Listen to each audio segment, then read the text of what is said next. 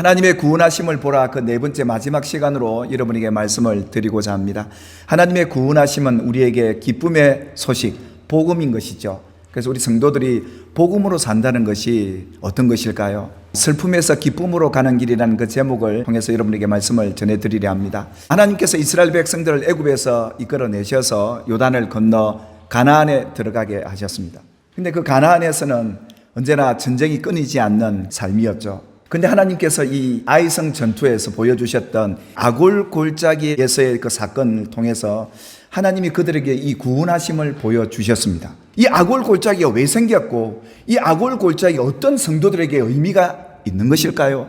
하나님의 구원하심을 우리가 보게 될 때 이스라엘 백성을 하나님께서 광야로 이끌어 가셨습니다. 왜 하나님이 그 광야로 먼저 이끌어 가셨을까요? 하나님이 약속한 천국, 가나안의 기업을 누릴 수 있기 위해서 그들에게 이 광야의 시간이 필요했던 것이었습니다. 우리 인생에도 이런 광야의 시간이 반드시 필요하거든요. 그래서 때로는 하나님 우리를 이 광야로 이끄세요. 그래서 하나님 이스라엘 백성을 이 모세를 통해 광야를 이끄시는데 광야의 내내 40년 동안 하나님 뭐 하십니까? 이스라엘 백성을 시험하셨죠. 어떤 시험이었습니까? 믿음의 시험이었습니다. 그들을 놔주시기도 하고요. 그들을 배고프게 하기도 하고. 그럴 때마다 하나님이 너희를 구원하실 유일한 구원자다. 하나님이 모세를 통해 너희를 구원하시는 걸 보라. 그 수업을 광야에서 하나님이 하게 하신 거죠. 그런데요, 하나님이 광야에서 끝내지 않고 하나님이 이스라엘 백성을 가나안 땅으로 이끄십니다. 여기도 만만치 않습니다. 들어가 보니까 만만치 않는 원수들이 지키고 있습니다. 이 가나안은 원래 이 가나안 족속들이 자리를 잡고 정복하고 있는 그 땅에 손님과 객 같은 이스라엘 백성이 그 땅을 들어간 겁니다. 그러니까 끊임없이 전쟁이 일어나죠.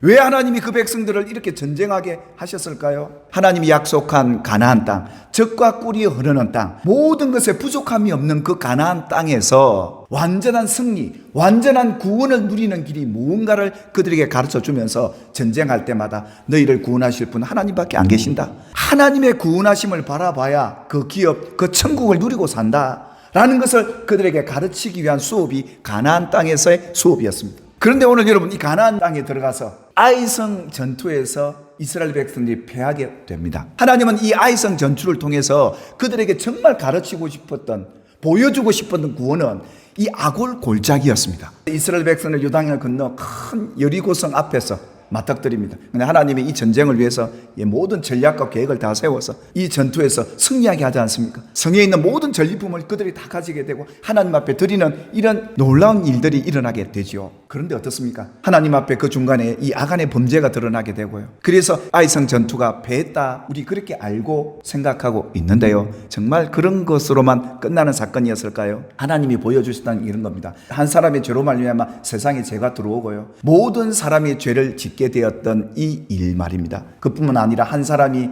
죽음으로, 예수가 죽음으로 우리 모든 사람을 은혜 가운데 구원해내는 이 사건, 이 십자가의 사건이 이 아골 골짜기 아이성 전투를 통해서 하나님이 보여주시고자 했던 진정한 모습이었습니다. 이 아이성 전투에서 패한 후에 여호수아가 장로들과 백성들과 함께 슬프도소이다. 지금 이 아이성 전투로 인해서 온 백성들이 슬프다고 하나님 앞에 소리 지르면서 절망 속에 있습니다. 그러면서 뭐라고 이야기하느냐? 여호와여, 어찌하여 이 백성을 인도하여 내시어서 이렇게 건너게 해서 우리가 저 요단 저쪽에 광야도 만족했는데 왜 우리를 여기 와서 이런 고생을 시킵니까? 이런 슬픔을 만나게 합니까? 아이성 전투를 통해서 하나님 앞에 그들이 보인 모습이 이런 모습이었습니다. 하나님이 이 패한 이유를 이렇게 말씀을 하셔요. 아간의 범죄라고 얘기하지 않고 이스라엘이 범죄했다라고 하나님이 말씀을 하셨어요. 그 범죄의 내용이 뭐였느냐 하면 하나님이 명령한 언약을 어겼다라는 것이었습니다. 또한 여리고성 전투에서 이 모든 물건은 첫 것이니까, 첫 승리니까 이건 하나님 앞에 바쳐야 된다. 그런데 그걸 바치지 않고 숨겨놓고 도적질한 사람이 있다. 이 이유를 밝혔는데요, 하나님이 아간을 딱 집어서 얘기한 것도 아니고 이스라엘 전체에 대한 얘기를 하시면서 과연 그들이 하나님의 언약을 어겼다는 이 의미가 어떤 의미일까요? 그리고 왜 아간을 지목하지 않고 이스라엘 전체에 대해서 얘기를 했던 것일까요? 여리고성 전투의 때는 하나님이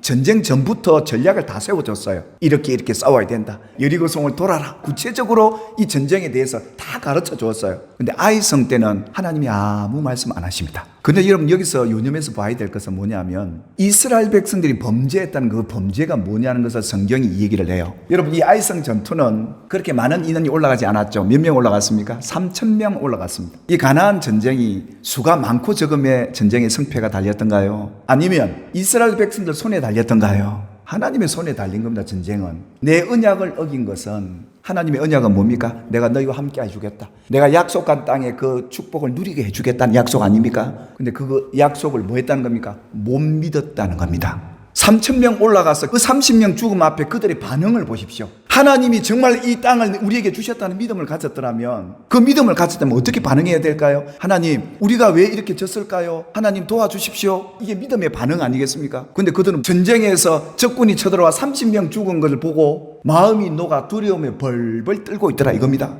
지금 하나님은 아간의 범죄에 초점을 맞추고 있었던 것이 아니라 이스라엘 백성 전체가 하나님을 못 믿고 있더라는 겁니다. 여리고성 전투에서 그렇게 하나님을 경험하고도요, 작은 조그만 이 실패 앞에 벌벌 떨고 절망하고 있더라 이겁니다. 그뿐만 아닙니다. 그 밑에 보십시오. 슬프다. 하나님, 우리 왜 이 동네 데리고 왔습니까? 저 동네에 있었으면 만족했을 텐데 이 백성은 지금 천국과 지옥을 며칠 사이 상간에 지금 누리고 있습니다. 그 천국을 누리다가 지금 이 아이성 전투 딱 터지고 30명 죽는 거 보고 하나님, 왜 우리 여기에 데리고 왔습니까? 이 말입니다. 불만이라는 겁니다. 이게 이스라엘 범죄였다 이겁니다. 하나님은 이걸 다루고 싶었던 것이고 이게 주였습니다. 그러니까 사랑하는 여러분, 우리가 이런 아이성 전투를 만났을 때, 이런 슬픔을 만났을 때 하나님은 네가 패해서 슬픈 게 아니구나, 나를 믿지 못해서 더 슬프구나, 하나님은 지금 이걸 진단해 주셨던 거예요. 아간의 범죄는 작은 거 하나였고 이스라엘 백성 전체들이 하나님 앞에 반응했던 범죄는 하나님을 믿지 못하는,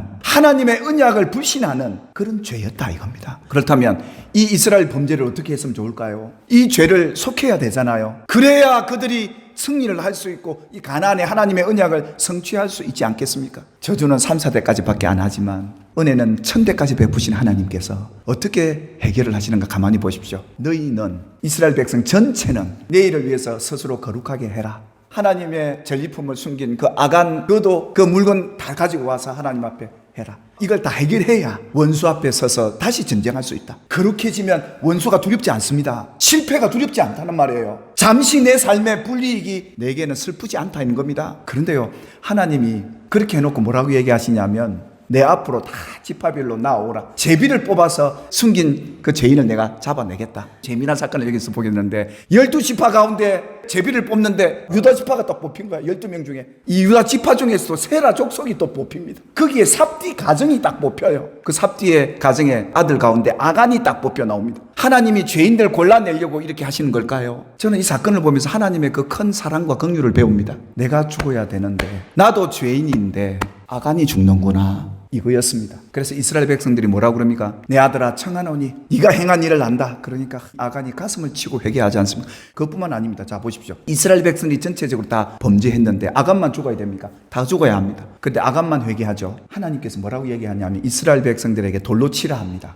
돌로 치는데 아간만 치는 게 아니에요. 그 가족들과 물건들까지 돌로 쳐서 불사릅니다. 지금 그들이 돌을 들고 친 이 아간과 이 물건들은 뭡니까? 그들의 죄값입니다. 그들의 죄값. 그들 모두의 죄값. 그게 하나님은 이 한 사람의 죄값으로 뭐 내가 받겠다, 이것 아니겠습니까? 그래서 괴롭게 했다는 겁니다. 이 아간이 우리를 진정해서 지게 했다는 그 괴로움이 아니라 내 대신 죽는구나. 여기에서 묻어놓고 불을 질러놓고 거기에 돌 무더기를 쌓아서 아골골짜기라 이름을 부릅니다. 이건 하나님과 사람을 괴롭게 한 곳이다 라는 곳이 아골골짜기입니다. 이스라엘 백성들은 가나안에 살면서 이 아골골짜기를 보면서 뭘 생각했을까요? 죄로 인해 죽는 곳이다. 내가 죽어야 될 자리에 아간이 죽었고 그 욕심으로 인하여 숨겨놓았던 모든 재물 또한 묻어진 곳이 아골골짜기다. 하나님은 당신의 백성들에게 이걸 보여주시길 원했던 거예요. 결국 이 무덤은 죄로 인하여 죽어야 될 십자가, 결국은 예수님의 십자가가 어디에 세워집니까? 아골골짜기예요. 그리고 모든 사람이 볼 수 있는 곳에, 그걸 볼 때마다 뭘 생각하는 겁니까? 저 십자가는 내가 죄로 인하여 죽은 자리다. 아멘. 그래야 내가 기뻐할 수 있다. 하나님이 이 아골골짜기, 구약성경의 가나안 전쟁 속에 하나님은 승리의 기쁨보다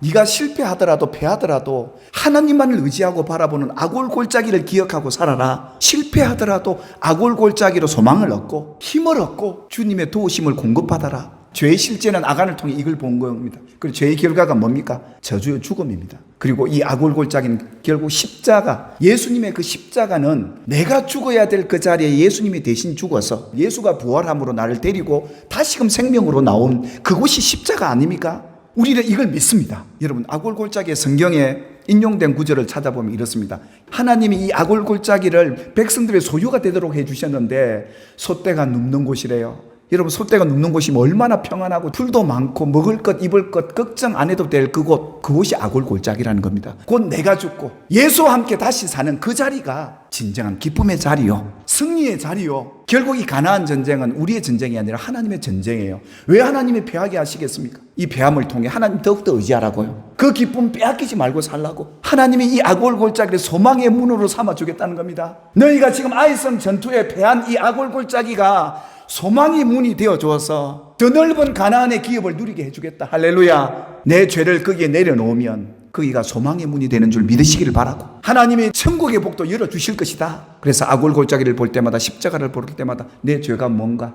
내 욕심이 뭔가, 세상의 모든 거 하나님의 것으로 맡기고 염려를 맡겨드리고 소망의 문 안에 이 아골골짜기에 서서 기쁨을 누리는 저와 여러분이 되기를 주님의 이름으로 축원합니다. 가나안 전쟁 곧 하나님과 사단의 전쟁이고 죄로 인하여 죽어야 사는 이 진리를 아골골짜기를 통해 우리에게 보여주셨는데, 아골골짜기는 소망의 시작이다, 기쁨의 시작이다. 그래서 사도 바울은 뭐라고 합니까? 나는 날마다 죽노라. 내가 죽어야 슬픔에서 기쁨으로 가는 거예요. 가난에서 부요로 가는 거예요. 죽는다는 말은 무슨 말입니까? 내 욕심과 내 죄를 주님 앞에 내려놓고 철저히 회개하고 내가 죽어야 예수와 함께 다시 살지 않겠습니까? 그래서 내가 그리스도와 함께 십자가에 날마다 못 박히고 예수와 함께 사는 그 길이 믿음 안에 사는 것이고 주 안에 사는 것이고, 할렐루야. 주 안에 살면 승리하든 패하든 가난하든 부하든 어떤 상황에도 기뻐할 수 있는 상황인데, 그렇지 못하고 하나님을 못 믿고 불만스럽고 슬프고 두려운 이 마음에서 자유케 해주실 이 아골골짜기 십자가 앞에서 여러분의 삶이 다시금 새로운 소망의 문을 열고 한 주간을 살아가는, 아니 남은 생애를 살아가는 복 있는 성도들 되기를 주님의 이름으로 축복합니다.